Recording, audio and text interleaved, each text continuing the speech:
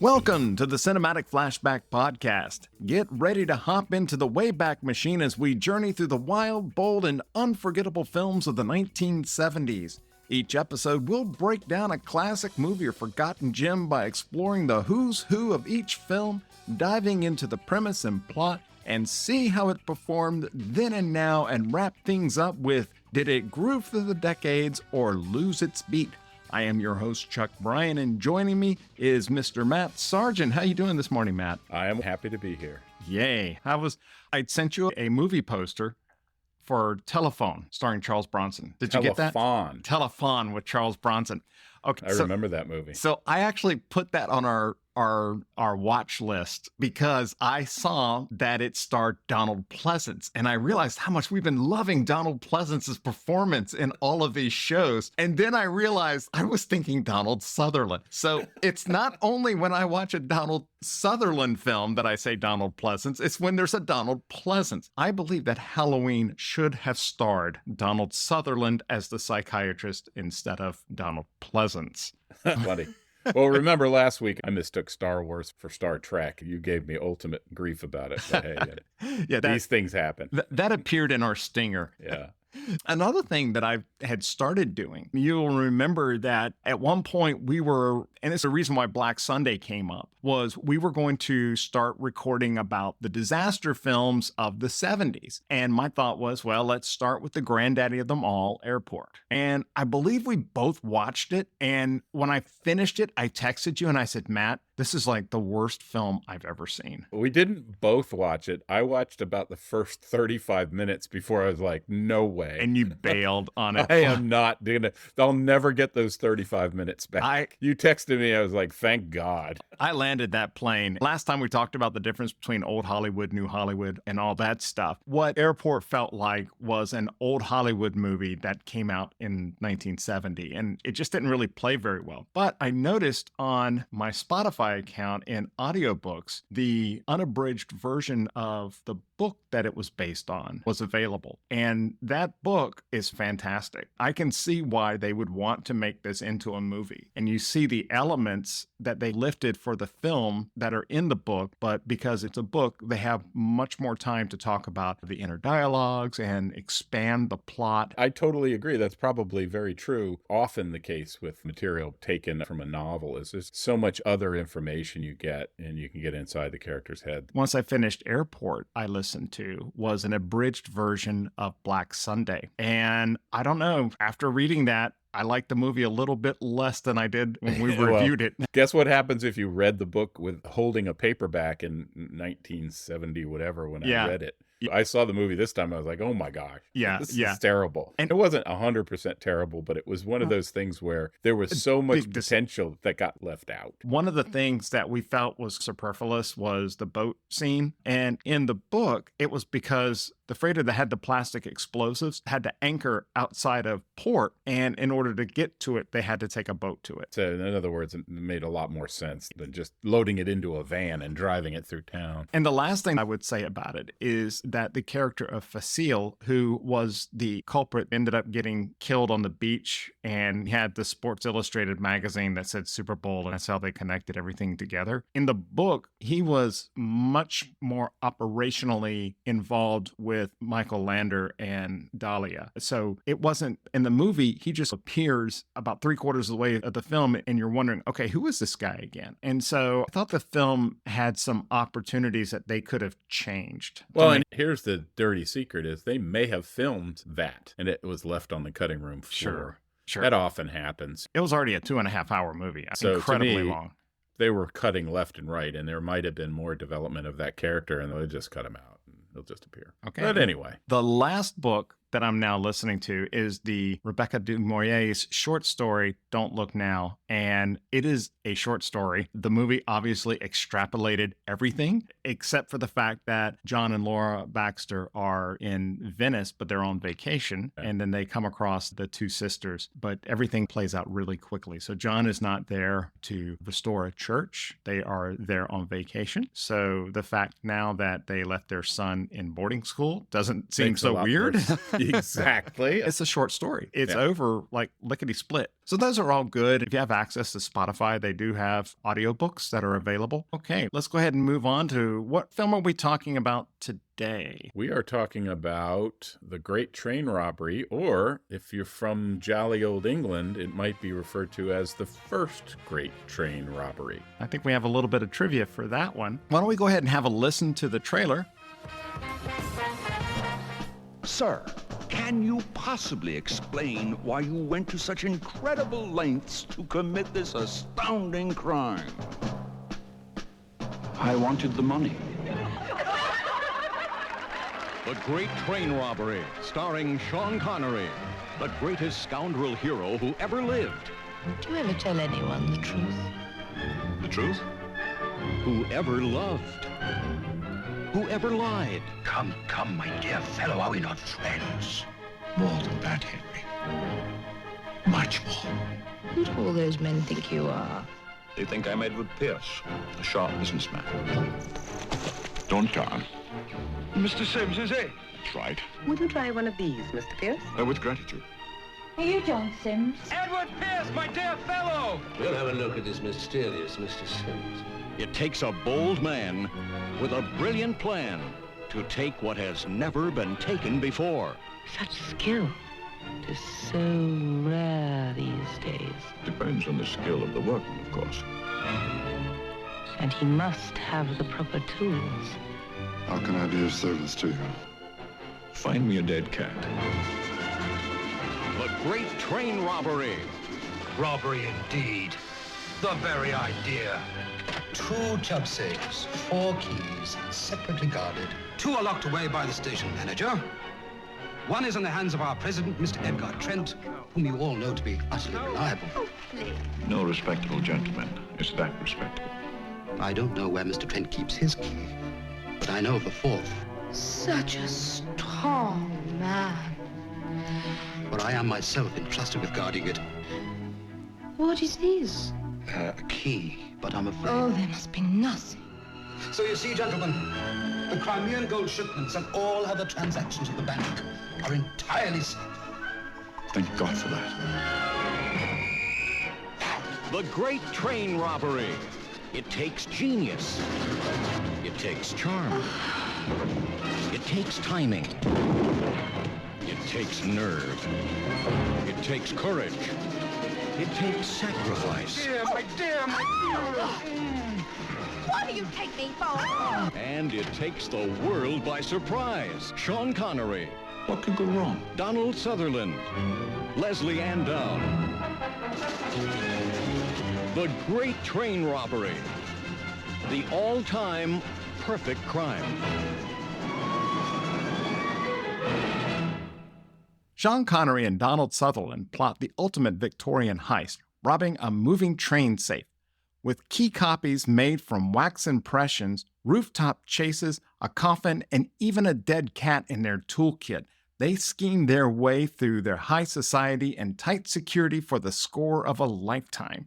Can they pull it off, or will the law catch up before the final stop? Now, if you Google Great Train Robbery, you're going to get a lot of results. I cannot believe how many films were named Great Train Robbery. Starting back in 1903 with Thomas Edison's Great Train Robbery. Wasn't that a film to show moving pictures? Yes. The first time. It was a lot of motion, the perfect thing to show because the train's going by and the whole thing. And of course, it was silent. Yeah. And like I said, it's 1903. So this is a very early film that was put out. You said that in England, this film is known as the first Great Train Robbery because in 1963 there was an actual train robbery in England. I believe that there was maybe a TV series that was based on that. So when they added the word first into the title was to differentiate it from the 1963 train robbery. Oh, that's funny. What did you think when you saw the movie poster? I was going to bring that up. The movie poster is definitely very vibrant, very inviting. I think it must have been the start of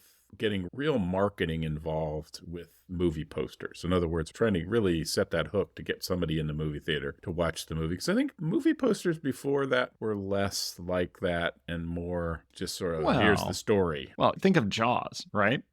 Right. Like, that's a poster. You look at it and you say, oh, there's a shark. And there's a woman swimming on top. I want to see this film. But true. I guess maybe it's sort of along that same genre, but it definitely had a lot of color, a lot of things going on in the movie poster. But I will tell you that when I looked at that movie poster and I thought of myself back in that time frame, I definitely, as a kid, would have thought, yeah, looks like a great movie for my parents. Oh, why is that? We were watching more science fiction and more action adventure stuff, and this seemed like it had some action, but it also had sophisticated costuming and things like that my parents really would have enjoyed. And as my dad would say, a quite handsome woman. Yes, I saw that. I stumbled across this movie because I was researching some music of Jerry Goldsmith that he had done in the 70s, and I saw The Great Train Robbery, and let's look at it, and the poster had Sean Connery and Donald Sutherland. And I was,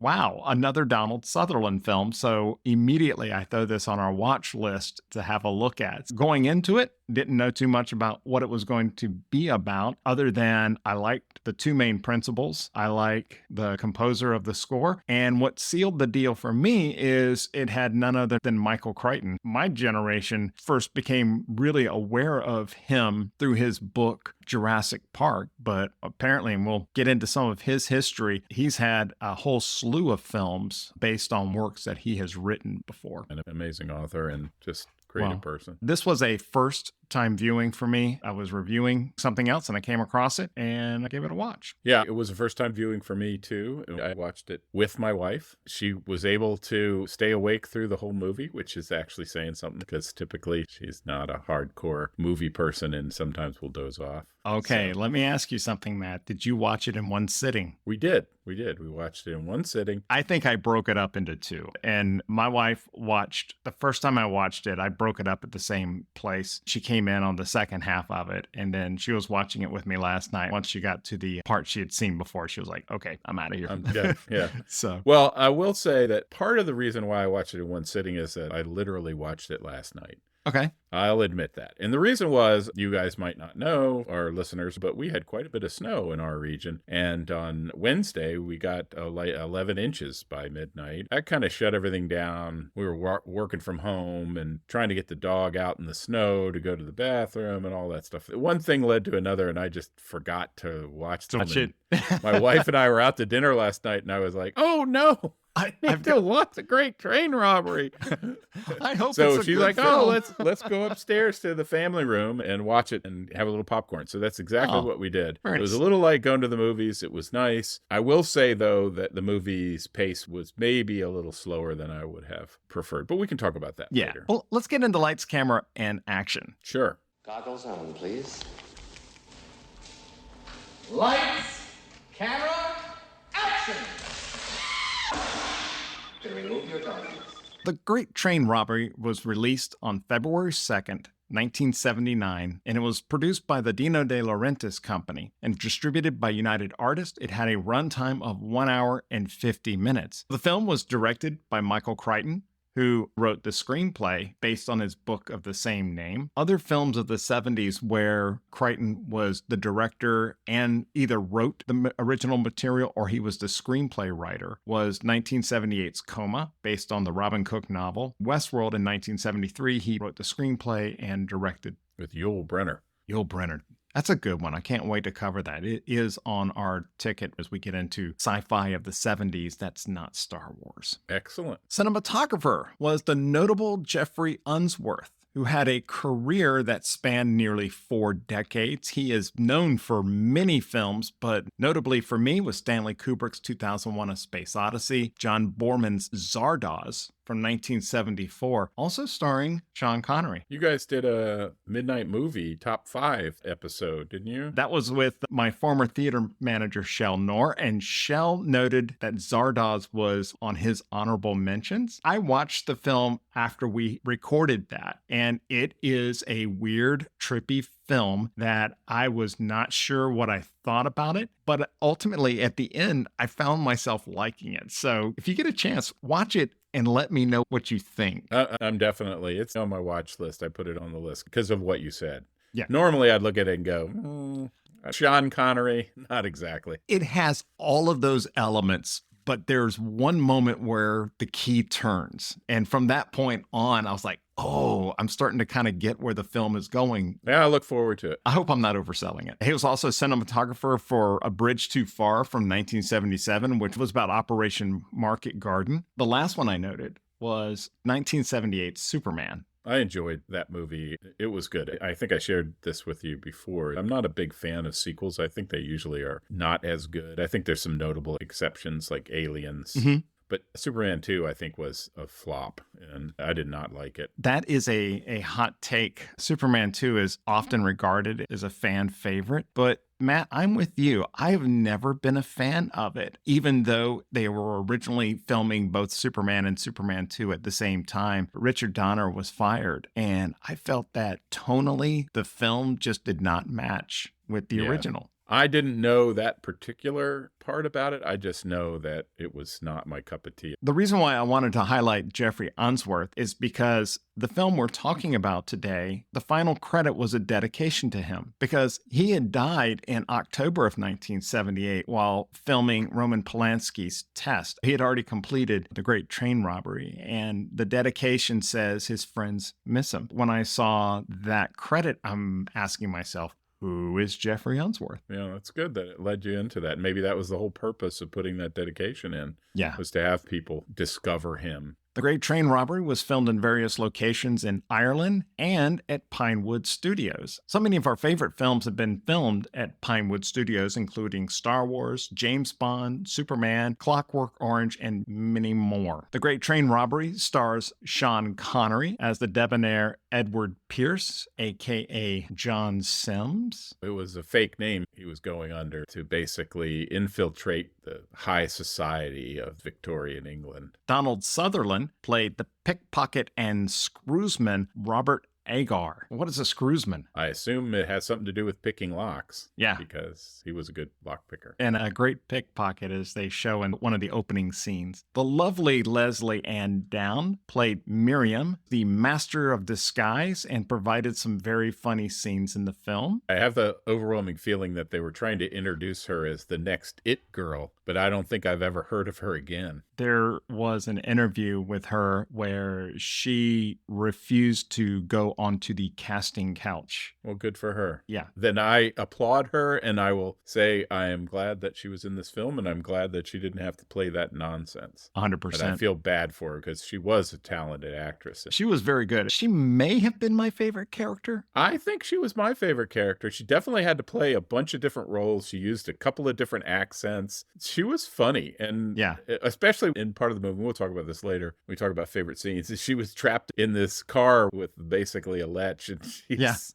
talking about her mother being a seamstress. It's really funny. She was trapped with Henry Fowler, played by Malcolm Terrace, who was the senior bank manager responsible for one of the 4 keys that would unlock the Chubb safe that they're trying to rob. So they had interacted previously in the movie, but she had to pretend to be somebody else, which was a pretty funny situation in the movie. So. See, that's why I liked her so much. You just didn't have one character. You had many of them. She was definitely very good. Alan Webb played Edgar Trent, the bank president. Wayne Sleep played Clean Willie, a resourceful but ultimately unreliable accomplice. Wayne Sleep was one of Britain's premier ballet dancer, and in this film, he did a lot of his own stunts, including that scene where he scaled the walls of the Newgate prison. That's amazing. That was a pretty exciting scene where he's scaling up the corner of the wall and then move across to go over the top. It was pretty cool. One of the things that I had found noted about this film was some of the stunt work. This was just an example of an actor doing his own stunts. There's another really good one in this film as well. Yeah.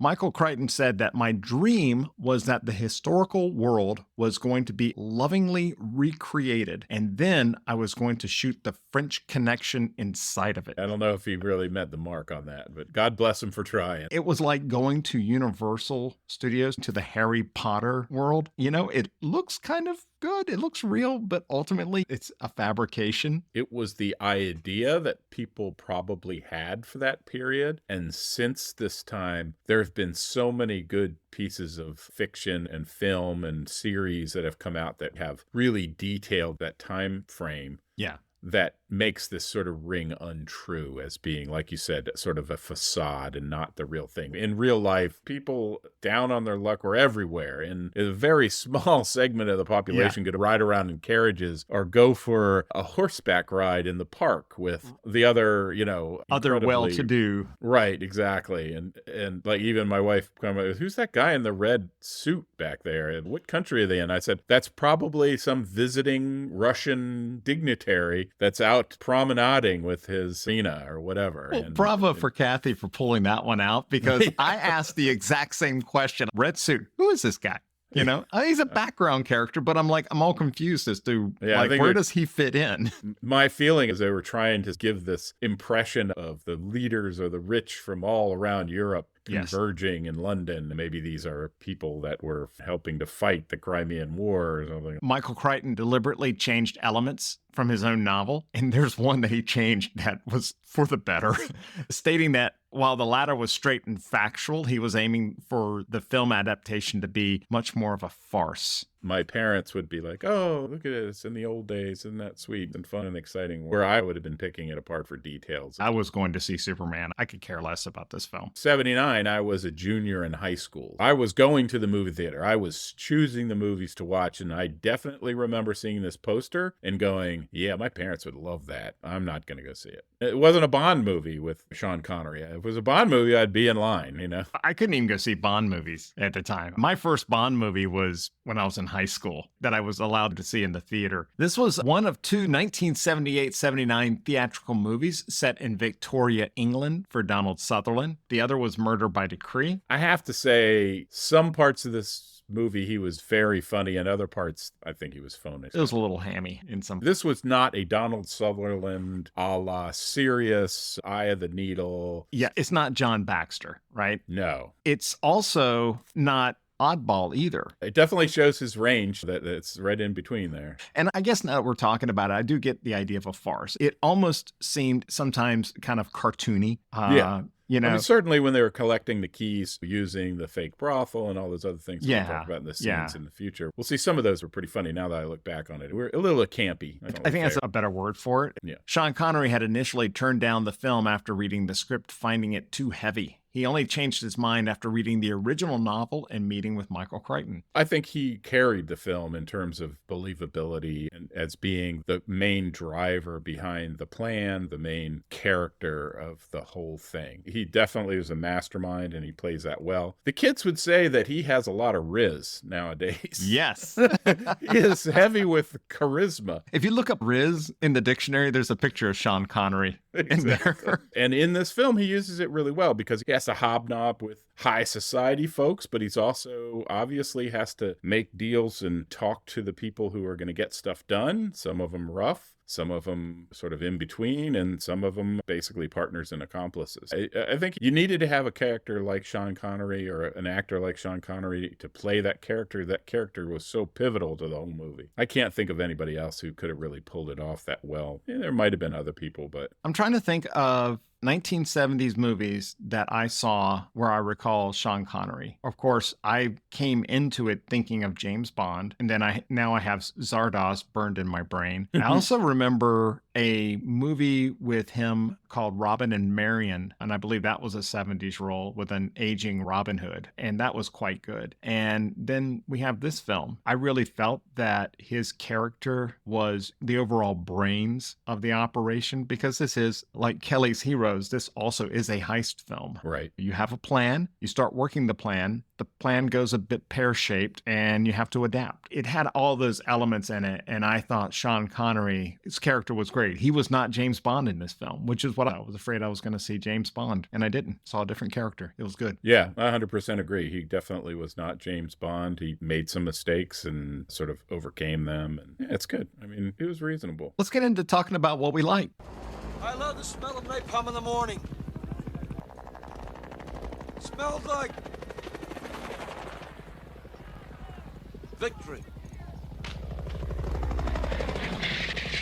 Crichton's book was loosely based on a real 1855 crime involving four criminals whose names were Pierce, Agar, Burgess, and a clerk. The crime went unnoticed for months until Agar was convicted of another crime, and his accomplices decided to steal his share of the gold. So he turned Queen's evidence and revealed the details, but ultimately no one involved escaped custody. So it was based on an actual event. I just don't understand how it went unnoticed. They just deliver the lead bars. There could have been that they didn't publicize the robbery so that they wouldn't attract copycats. I can believe that they kept it out of the papers. Yes. So that you didn't have people going, what, you can rob a train? Yeah. Remember, at least in the film, it indicates that this is like the first time a moving train was robbed. Oh, they're moving a robbing train. That's preposterous.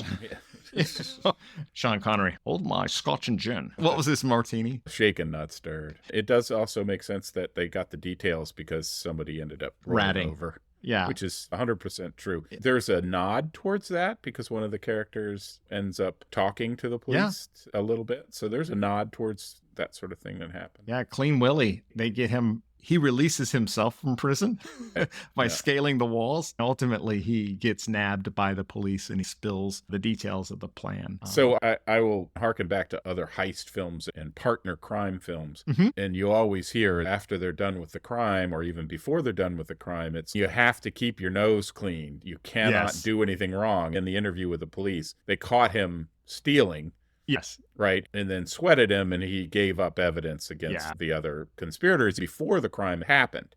Yes. So this is where, in my opinion, Pierce kind of dropped the ball. If you have somebody that knows about your plan, you don't trust them to not go off and do stupid things. You take care of it one way or another. You either keep them with you, you cut them in for some of the money, and you just keep them from being able to get caught and talking, because he definitely didn't do that. And immediately that knowledge is currency to keep you out of prison. I liked the overall plan of the heist. You have this train, and on the train is a cart, and in the cart is a guard guarding a safe. That safe has 4 keys, and those 4 keys are maintained in different locations. The first step of the movie is that they have to get these keys somehow. This is why they have the screwsman, because he can get in, find the key, and make a wax copy of the impression. That's a standard way of making key copies. It's been around for as long as they've been locks and keys, is you use a semi-soft wax that you can press the key into, and you do the left, you do the right, you do the end, so everything fits, and then you cast a new one. We never saw this in the film, but in order to make a key, you have to make a cast of that wax impression. Then you have to use that cast to make a sand mold that you pour brass into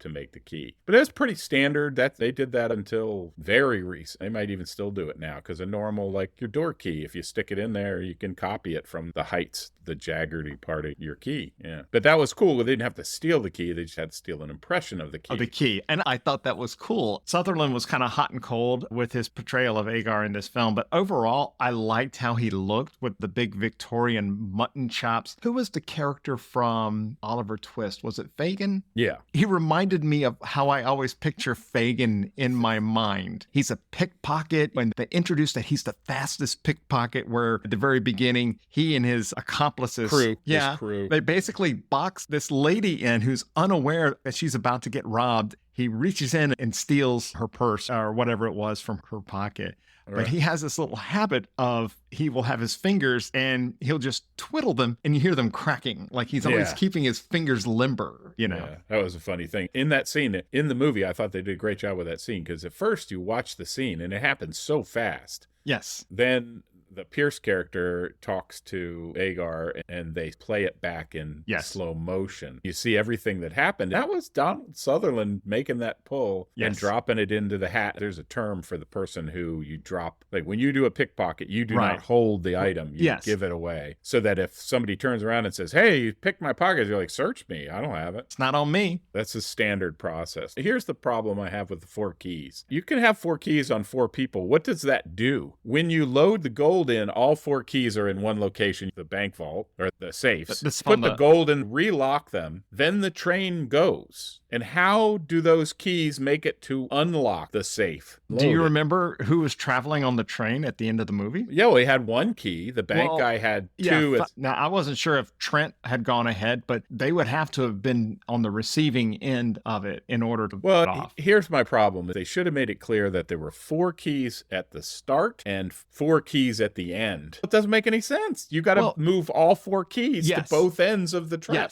right? Yes. So what do? You load up the gold and let it sit there for 2 days while you take a cart and buggy to the place where the train. They ride the train with them. Well, it means all 4 keys were on the train with the safe. So what's the point of having 4 keys? Well, you don't know that they are all on the safe, right? The 4 keys at some point have to come together to unlock it. Twice. Right. We put the gold in when you take the gold out. So but the point is, if you're trying to rob it, you have to have 4 copies of 4 keys where 2 of them look slightly similar. I'll be honest with you. I think maybe we would have just employed the James gang and just take the 4 people and go, give me your keys. I'm moving it up. It's still gold. I'm out of here. The funniest thing about this is, one of the things I noticed is these cars, you entered your little coach, like you had a private room, but there was no hallway. So that might have been the second one. Well, but still, this is the thing I was saying is that once you're in that little room, the door goes outside the train on both sides, right? Because depending on where your train pulls in, if it's so you can exit from the left or the right, but you don't exit in any kind of hallway. No. So I'm like, where do you go to the bathroom? You're in your little room and you can't get out unless you want to climb around the corner like Sean Connery had. Dude, you're overthinking this. I was just like, this does not seem like a good deal to me. I would imagine that there's a pot in the first class, maybe in the second class. It just seemed very uncomfortable. I got claustrophobia watching it because I was like, God, I hope this train ride isn't very long because I got to go to the bathroom now. Anyway, it was just funny. What were we talking about? We were talking about stuff we were talking about the things we like. Things. The costuming I thought was really, really great.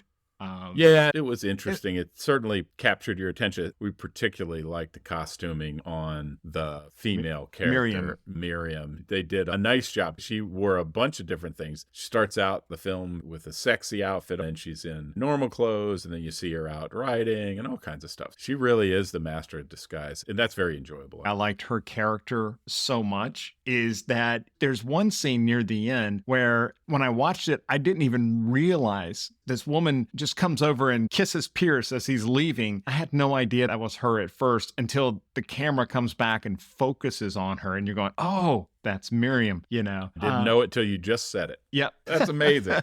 That makes total sense. Yeah. So I liked her character. I liked that Pierce was, I don't know, she seemed to have some scruples, even though she would always have to play maybe like a woman of the night. She didn't want to consummate anything. Whereas I thought Pierce was pretty much, hey, you got to do what you got to do. He was cynical. And at one point she asks him, do you ever tell the truth? And his answer was no. Yeah. She asked him later, what are we going to do after? Why is she with him? He's a con man. That was the only thing I didn't like about her character. This film does have some very dated stuff that gets thrown out by the opinions of the banker men as they are all talking at the beginning of the film that might make you go, ooh, this was an old film. Well, it was an old film, but women did have the vote at the time the film was made. It was definitely trying to set the stage for the old days by saying, women, well, next thing you know, the women will have the vote. I'm sure that was a real winner with the crowd in the movie theaters. One last thing before we move on to see if there's anything else that we didn't like in our next segment. I wanted to introduce my friend Wayne Whited. Recently, he and I had a discussion on Jerry Goldsmith, and I asked if he could give a review of the Jerry Goldsmith score for The Great Train Robbery.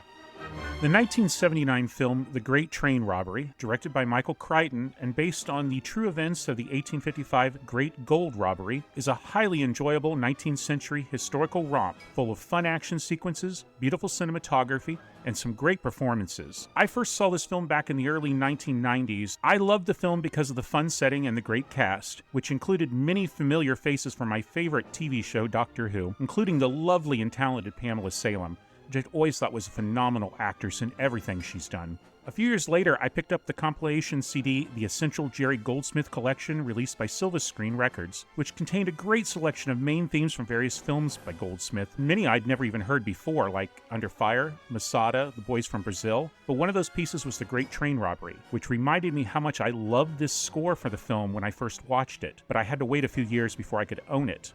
Goldsmith's relations with director Michael Crichton goes all the way back to 1972 and the TV film Pursuit, which he gave a fantastic score to that we will finally see released later this year. Goldsmith delivered the perfect score for The Great Train Robbery, accompanying the light-hearted action comedy with a fun and jaunty theme that he incorporated throughout the music in various forms, sometimes fast and melodic, other times dark and foreboding.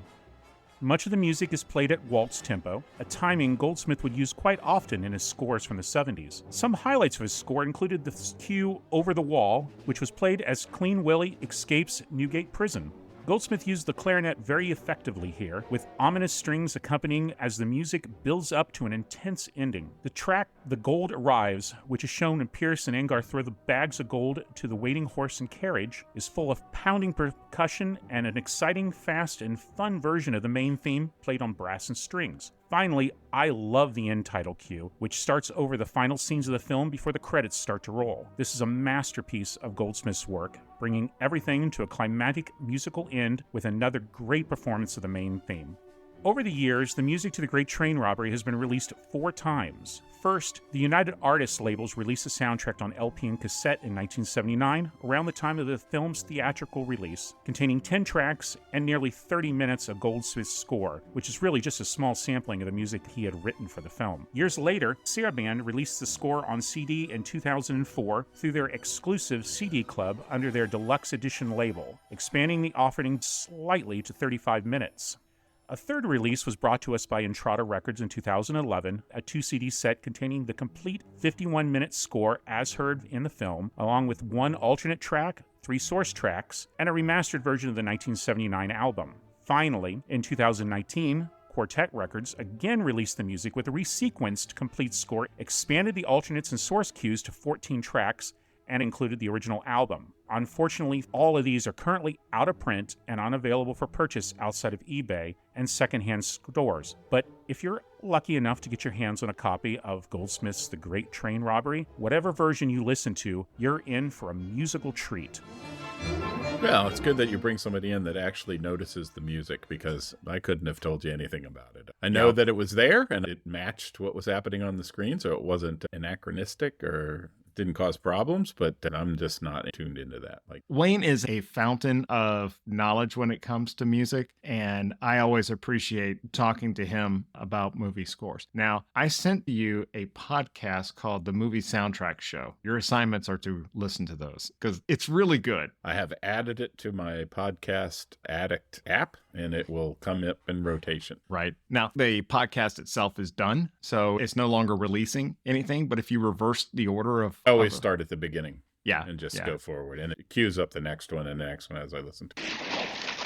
What in the wide world of sports is going on here? Exactly when does this film take place? I figured it must have been near Abraham Lincoln's time, because they're all walking around with those tall hats, which are just so funny. I cannot believe that was actually a style that people wore. So that's somewhere around the 1860s. Elizabeth Trent was riding side saddle in one of the scenes. When did women stop riding side saddle? I'm not 100% sure, but it was shortly after that when women started to fox hunt. And they fox hunted side saddle, but it was extremely hard to jump over the hedgerows and fences. And if you've ever seen a side saddle, they look like an instrument of torture. So there was actually a saddle? Oh, yeah, it was a side saddle. You sat on top like a normal person, but instead of a leg on each side of the horse, your leg crossed in front of you, and it had a little hook that held that leg and another hook at the other leg, and that kept you from falling out of the saddle. And it was all under your giant skirts and everything, so you didn't really see it. I'm looking at a picture of it right now, and if I didn't know what that was, I would probably think it was used for other purposes. Yeah, it looked like an instrument of torture. A Western saddle has a big old pommel on the center, and that pommel is used for utility. It was tied rope on. It was basically a hard connection point without hurting the horse. This was a little like that, except for the hard connection point was holding the rider in their position. because they didn't have the opportunity to use your legs to squeeze the horse. I grew up with ponies in our backyard, so we did quite a bit of riding. We always used an English saddle, which was no pommel and certainly your leg on either side, whether you're a lady or a gentleman. There was one scene that was good, but I thought it took forever. As Pierce said, cracking the crib. After the attempt to steal the keys in the train station was unsuccessful by having a child run into the office, causing a commotion, Agar was trying to find the key and make a wax impression. And open a cabinet for that. Was like, who thought that was going to be a good idea? He didn't, because he over and over said he couldn't do it. He couldn't do it. And then they did it anyway. At the time, when they were running around in that room, you see that the Pierce character looks up and sees that there's a skylight. So he says, we're going to crack the crib to get in there. And so this begins this scene where he's casing out the activities of the guards. My thought was, this is an empty train station. Obviously, we can see Agar, and Agar can see the guard, but the guard can't see him. It just seems like he was there a long time, and this guard was not at all very observant if he didn't see. I think you just have to assume that he was hiding in the shadows, but you can't film someone hiding in the shadows because basically you'd be filming a black scene. So we just have to assume he was in the shadows. When you're in the shadows, people can't see into the shadows, but you can easily see out. I just assume that's the case, and I just have to suspend disbelief on that. Yeah. What's more interesting to me is that the guy was so incredibly regular with his bottle of beer and then his exactly 75 seconds going and coming back. Okay, so this is where they get Clean Willie to basically, because he's so skinny, he goes through the skylight that you mentioned and he unlocks the door. They have 75 seconds for Agar to get in there, find a key, make the impressions, and get out. So we see Agar rehearsing this over and over. That made no sense to me because you can't duplicate what he's trying to do inside this room to get under 75 seconds. And then when they were actually doing the wax, I kept thinking, boy, those are some slow seconds that they're counting off for us. Yeah. And they had two people counting the seconds at the same time as if they were the same. And so here's the rub I have, and the problem I have with that is, smarter thing would have been to break into the crib, steal the keys, close the door, take them, copy them, the next day, break in, put them back, because they didn't use them for a month. They literally sat in that cabinet for a month. They only shipped the gold once a month. Right. So nobody's going to go look for those keys. They were very nondescript. They're just brass keys hanging on a peg. It wasn't like it was on a peg with this thing. And on top of that, they already had two of the keys. So they knew what the keys looked like. They could have created a couple of fakes, put them in, and then come back and switch the fakes for the real ones again. To me, that would have been like two quick break-ins with this guy who's as regular as clockwork. Would have been super easy. Trying to get the impression all in one time seemed silly. I will say that the different scenes for stealing the keys. The first two keys, they spend a lot of time. I want to talk about those in our favorite scenes. They had spent so much time on the first and second that when they got to the third and fourth, I'm like, oh, thank goodness those are both in the same location, because it's like playing a video game, right? And it's like, oh, you have to get the keys. Again, though, I come back to the thing is, okay, there's two keys in this crib. So that crib is either at the beginning or at the end of the train travel, right? So if this one's really hard to break into, why can't you go to the other end of the train and get those keys? Because then there would be 8 keys. Exactly. You keep them in the box, and then you keep them nice and safe when there's no gold in them. And then when there's gold in the safe, they travel with the safe. It just makes no sense at all. I think they were traveling with the safe. I mean, we saw at least one. How does that make it any kind of hard to get, right? I don't know. It's one of the things that bugged me about the whole movie. That doesn't make any sense. You would at least have a set of keys at one end that are hidden and stored away, and another set of keys at the other end that are hidden and stored away. They come together, and then they're locked, and nobody can get the keys while it's in transit. And when it arrives, the keys come together, and we can get the stuff out, right? Okay, so what I'm hearing you say, there was a problem with the whole keys thing anyways. Yeah. Seems silly. This is one of the things I don't like about the movie is we realize we go through the thing, we find out about 4 keys, and then I'm like, oh no, they have to get all 4 keys. This is going to take forever before they can actually steal the train. So when they said the last 2 keys were together, I was like you. I was like, oh, thank God. Yeah, I think everybody did. Let's go ahead and get into our favorite scenes. Okay. Easy, miss. I've got you. You've got me. Who's got you? So we were just talking about the third and fourth keys that we didn't like. But The first two keys I found to be very entertaining because you get to see each of the criminals in their element. You know that he's entirely opposed to the consumption of any alcoholic beverage before nightfall. Very sensible. Well, I suspect that he breaks his own regulation. For each morning of the shipments, he goes alone to the wine cellars. With no servants to hold the lanterns, he insists on going alone. Or perhaps he's just checking the contents of the wine cellar. Oh, no, indeed, for he relies upon my stepmother to stock and care for the cellar. Oh, every man has his eccentricities. I suppose. He keeps the key in the bloody wine cellar. John, where's John? I'm down here, sir. Well, what are you doing down there at this hour? Madam felt she heard a noise. Madam always fears she's heard a noise. Come along now, I need you to find my best pipe. It's misplaced again. Certainly, sir. That was a close one.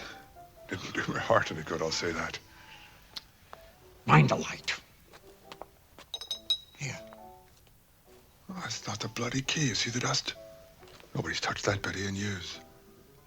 Tell me, it's odd, though. I've never seen the likes of that before, small as it is. Very delicate. It could be a lady's twirl for some feminine trifle, if you ask me. Where's the light? It's not my fault you're having trouble, is it? Bloody hell, it's your bloody idea, isn't it? Here. That's the key for a chop safe. Let's see how fast you can wax. Find the light. Bastard. Beautiful, isn't it? Brilliant. The first key was in the possession of the bank president, Edgar Trent. Trent is a very rich man and has really no foibles, apparently. He even believes that drinking during the day is a sign of bad character. He has a daughter named Elizabeth. Pierce sees that he would be able to maybe court her to see if she knows anything about where this key might be. They're confronted with the problem as they know the key's at his house. They don't know where. At first, they don't even know it's in his house.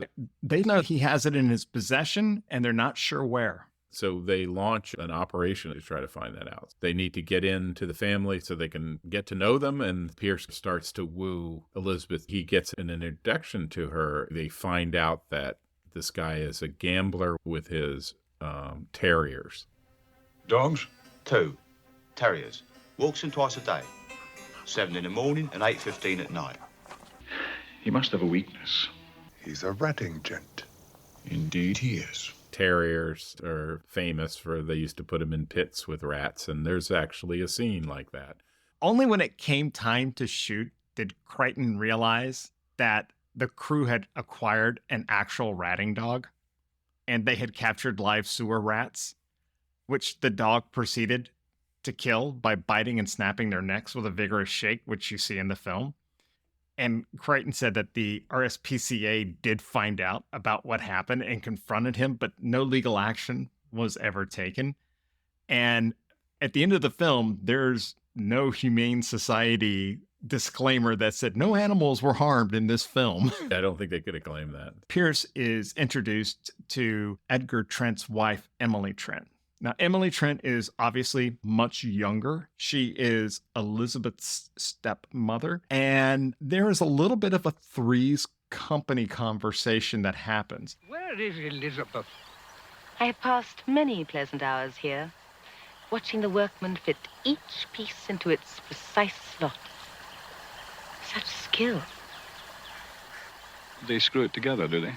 No, bolted actually with long bolts. Fitted tightly. Yes, long bolts fitted tightly. I've just returned from America, a country of many prominent erections. It is exciting to see things come together, so long as the quality does not suffer. Tight-fitting joints. That's the secret. It is so rare these days. Depends on the skill of the workman, of course. This is yet another scene, I think, if this film was written for my parents. Yes. They would have gotten a real kick out of that. And I was just like, oh, for God's sakes. Elizabeth gives Pierce the idea that maybe the key is hidden inside the wine cellar. Right. So he and Agar break in, and Emily and Elizabeth are playing a front-facing double piano, which was an actual musical instrument introduced around the time of this film in the late 1800s, which I thought was really cool. And that bit of knowledge came to me from my wife. She's a musician, and she's watching it, and she's going, well, that's really interesting. They're playing pianos, but they're facing each other, and it's one instrument. And she looked it up, and, oh, that's an actual instrument. Isn't that funny? That's cool. I think the whole rest of that scene, though, is pretty formulaic, sneaking through the house, etc. I think we should move on to the second key, because I think that's arguably a lot funnier the way it was done in the movie. Oh. And a lot less gross than how it was done in the book. You want this off as well? It is best, no? The touch of flesh to flesh. The warmth of the body. This is the French way, is it? What is this? A key, but I'm afraid... Oh, there must be nothing between us. Oh, yes. In the movie, the Miriam character is used as a lure, and he's taken to what ostensibly appears to be a brothel. This is funny because Henry wants to start fully clothed, and she's, no, we have to do this the French way, flesh against flesh, which is how she gets him to undress so that she can, oh no, nothing must be between us, not even this key. He ultimately takes the key off, and it's able to be copied, and the police whistle is blown, and everybody has to rush out. In the book, however, I'll let you deal with it because it is horrifying. It's really bad. And I'm just going to say that in the book, Henry has syphilis, and the age of consent for females was 12 years old. Obviously, the reason why this was changed for the better. The actual robbery was very interesting. Yeah. So we want to be careful not to give away everything because there's some of those scenes that are funny because you don't know exactly what's happening. So that's good. We should leave it at that. Yeah. What has to happen is the car has been locked from the outside. Pierce is up several cars in front of this baggage car that has the Chubb safe in it. And so he has to get back there. Now, meanwhile, other things are happening inside the car with the safes. Pierce has to go on top of the train. And this was a stunt that Sean Connery wanted to do himself. And they said, okay, we'll let you do this, but the train's not going to go any faster than 30 miles an hour. They find out from the helicopter crew that was filming the long shots, they were clocking the train, and it was going 50 miles an hour. It's a great stunt. It's a great scene. You'll love it, but I just find it highly irresponsible. Yeah, it seemed a little on the edge there. But again, it's 1979 or 78 when they were filming it. So the 70s. Yeah. And Sean Connery, he was an actor's actor. He was the man's man. He wanted to do his own stunts, and he would fight you otherwise because that Scottish flair in him would come out.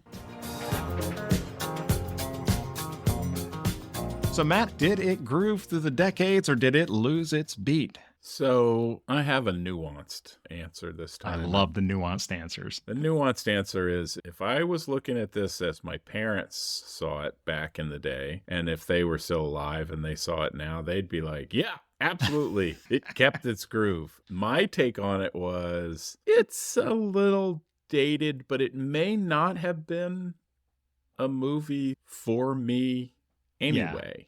So I hate to say this is not a good movie because it was never going to be maybe a good movie for me. So to me, it's like I probably am feeling the same thing I would have felt if I saw it when it was released versus now. Not my cup of tea. It wasn't terrible, but I'm not giving it my you definitely want to go see this. But if it comes up and you're in a group of people of varying experience and ages, it might be an interesting movie to watch. It definitely has some funny scenes, but it was not my exact cup of tea. I can see how it's not because it didn't age well. It might not have been for me ever. Right. So that hasn't changed. Watching the first Great Train Robbery was a lot like hearing a wedding band play. It's really good in the moment when you're listening to it, but a few days later, you're left wondering, who was that? Yeah. It's a smooth routine, but it doesn't stick in your memory long term. Did it groove through the decades or did it lose its beat? For me, it's more of a quick two-step than a lasting disco fever. Even bad pizza's pizza. Oh, so that's such a great saying. I love that. By the way, the place where you want to take a break in this movie is as soon as they finish the fourth key and they show the keys in the box, you can pause the movie right there because that's when the movie turns into a second act, and you can move on from there. Thank you, Matt, for once again joining me. Coming up on our next episode, we are going to review Robert Wise's science fiction thriller, The Andromeda Strain, based on the novel by the director of The Great Train Robbery, Michael Crichton. How about you? Let us know if you watched The Great Train Robbery. You can do so by emailing us at podcast@cinematicflashback.com or leave a comment on our Facebook page, the Cinematic Flashback Podcast. You can also find us on X. Our handle is @Back270sMovies. And please be sure to subscribe so you don't miss an episode. The best way you can share this show is to continue recommending us. We deeply appreciate the feedback we have been receiving, so keep it coming. Also, we are trying to build the show, and we would deeply appreciate a review on the platform you are listening on. If you enjoyed the show, please give us 5-star reviews so we can reach more listeners. Join us next time as we take the Wayback Machine to the 70s to explore another film from that decade.